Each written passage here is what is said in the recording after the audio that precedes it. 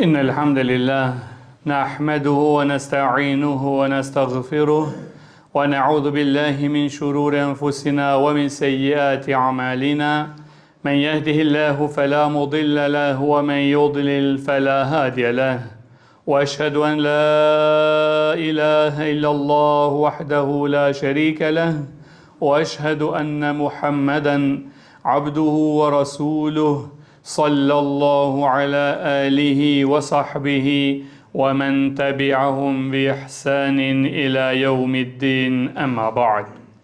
Falenderimet, lavdërimet, adhurimet, hamdi qoftë vetëm Allahut Azza wa Jall, ndërsa salavatet dhe selamet të përzemërta i dërgojmë shëmbulltirës tonë Muhammed Mustafa sallallahu alaihi wasallam, familjes së tij, shokëve të tij dhe të gjithë atyre të cilët e ndjekin në rrugën e tij deri në ditën e gjykimit. Allah na bëj prej tyre, amin. Vëllezër të dashur besimtar, tema të cilën fillimisht e përkujtoja veten time, pastaj inshallah taala do t'ju përkujtoj edhe juve, ka të bëjë me temën jep sadaka, lëmosh aq sa të mundesh. Vëllezër të dashur, fatkeqësisht është një sjellje e përhapur në mesin e vëllezërve dhe motrave, shpesh duke thënë se çka t'jap sadaka une kur nuk kam çka me dhanë. Pse nëse jap unë 1 frank vallë, a ka me bë dobi, ajo 1 frank e imja? S'ndimon sent ajo 1 frank e imja, pse ta jap? Sa hap hiç me 1 frank, çka keme ndihmu një projekti milionësh. Një sjellje e tillë o vëllezër është totalisht e gabuar. Krejtësisht e gabuar. Allahu nuk na obligon, nuk kërkon ma shumë se sa aq sa mundemi. Ju lutem këtë ta marrim me vete sot. Nuk na kërkon prej neve përveç aq sa mundesh. Po nuk të lejon të heqish dorë totalisht për aq sa mundesh. Shifni ç'është? Nuk të lejon të heqësh dorë për aq sa mundesh. Aq që mundesh e kërkon Allahu që ti ta realizosh. Pa marrë parasysh sa do qoftë ajo e vogël. Dhe nuk vlen kjo vetëm tek sadakaja, lëmosha, por është një rregull bazë në të gjitha çështjet cilat i kërkon Allahu i lartësuar nga ne. Këtë më së miri na sqaron hadithi pejgamberit alayhi salam ku thot, ta dëgjojmë. Ma minkum min ahadin illa sayukallimuhu rabbuhu laysa bainahu wa bainahu tarjuman.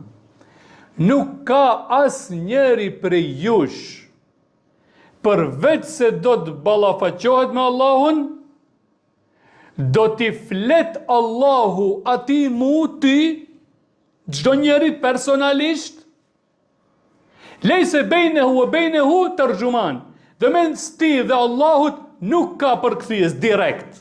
La ilaha illallah. Ky ballafaqim, pra mos ta marrim vetëm kështu si përfaqësisht në kokë. Hajde bashk pak ta analizojmë ma thellë edhe në shpirt. Allahu të fale. S'mund ta krahasim me shefin ose dikon për të parafru. Do ballafaqohesh me Allahun, një, do folish ti tek në tek. Fayanzur aymana minhu fala yara illa ma qaddam, subhanallah.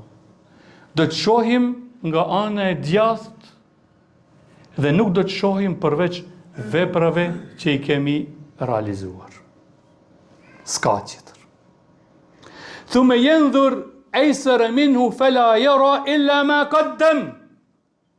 Do të shohim nga e majta dhe nuk do të shohim gjë tjetër përveç veprave tona që i kemi realizuar. Thumma yanzuru bayna yaday fala yara illa an-nar tilqa wajhi. Pastaj do të shohim përpara dhe nuk do të shohim përballë përveç zjarit përballë fytyrave tona. Këtë jetë situatë. Gjithë përjetojmë. E çfarë pastaj? Fattakun nar walau bi shiqqi tamra. Walau bi shiqqi tamra.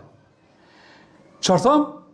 Ruajuni nga zjarri, qoftë edhe me një gjysmë hurme, jo një hurmë, qoftë edhe me një gjysmë hurme.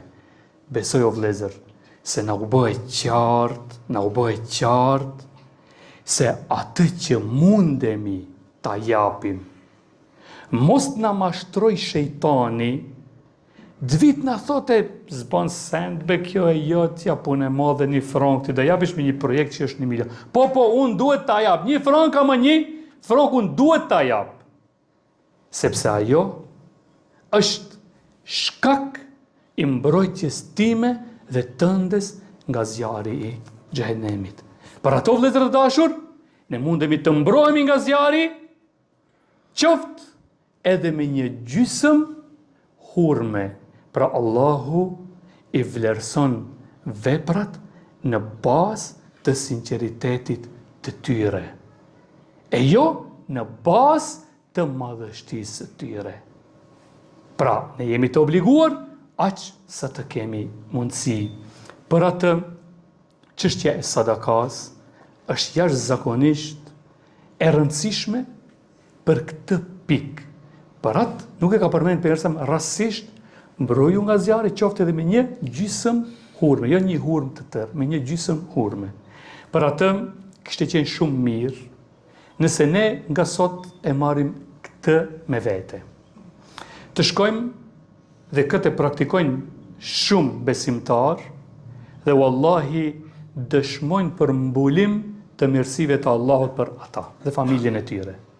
Të marrim të blejmë nga një kasë dhe çdo ditë të japim sadaka. Sepse sadaka është për veprave më të çmuara. Është mburoj nga të këqijat për ditë, do të mbron e Zoti. E shuan hidhrimin e Allahut, pra shumë të mira. Çfarë? Të marrim një kasë dhe çdo ditë antarët e familjes ka 1 frank, jo më shumë. Çull unë 1 frank, djali kalon aty rreth, delojmë diku ku duket, 20 rap, 50 rap, 5 rap, 1 frank, 2 frank, 10 frank, ama çdo ditë, mas pakti 1 frank. Mbas një kohe, hape atë kuti, shpërndaj sadaka, do ta shohim se si do të na mbulojnë të mirat e Allahut. Pse? Se kur e ke dhënë aty, të shkruar sa ditë ke dhënë sadaka. Pra nuk është patjetër ta çojsh atë 1 frankën te nevojtari. Jo. Po ti nxjerrë nga vetja jote dhe vendohe me një kasë neutrale, që nuk i prish ato pare, nuk i përzin, hiç ato pare janë që tërkuj. E nxjerr nga xhepi, e vendon aty dhe u kry. Për çdo ditë Allah të llogarit ke dhënë sadaka, edhe pse nuk ka shkuar jo atë ditë te nevojtari. Po ti e ke dhënë dhe e ke fituar dhënien e sadakas. Pas një kohe i nxjerr ata, i jep sa janë të buar pa marr parasysh dhe ti të llogarites se çdo ditë ke dhënë sadaka për hir të Allahut të lartësuar. Lutë Allahun e madhëruar me emrat e tij të bukur dhe cilësitë e tij të larta, të na mundsoj neve ja Allah, mundsova fëmijëve tonë dhe mbar besimtarëve musliman, që të japim sa më shumë sadaka lëmosh dhe ta bëj Allahu atë sadaka për ne fëmijët dhe mbar besimtarët musliman shpëtim nga zjarri i xhehenemit. Amin. Aqulu qawli hadha astaghfirullaha li wa lakum wa li jamil muslimin min kulli dhanb fastaghfiruhu wa tubu ilayhi innahu huwat tawwabur rahim.